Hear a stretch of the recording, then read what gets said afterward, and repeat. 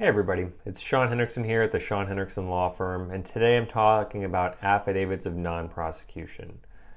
Basically what that is it's a written statement from a victim asking the district attorney's office to dismiss a case against a defendant.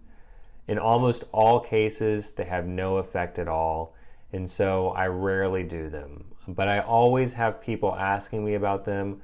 I see other attorneys filing them also without any benefit at all to a defendant, but it's just something that people tend to think is going to make the case go away, and unfortunately, that's just not the case.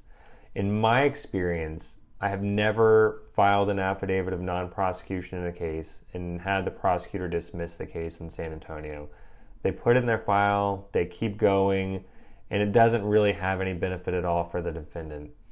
I have found out a way to do them sometimes when they can be effective and when they can have a benefit.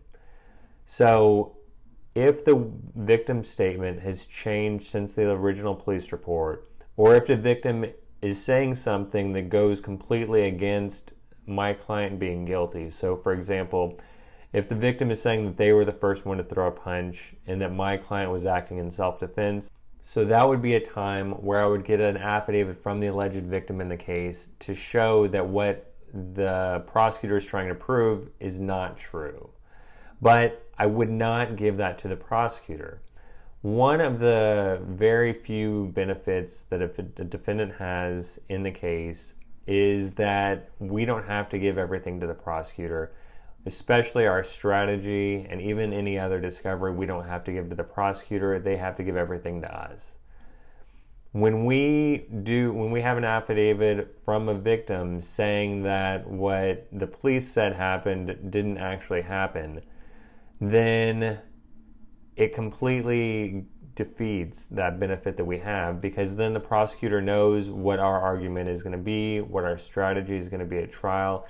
So even if I do have the victim fill out an affidavit, I don't give it to the prosecutor. We save it for trial to make sure, or to make it more likely that when we do go to trial, that we've got a better chance of winning at trial.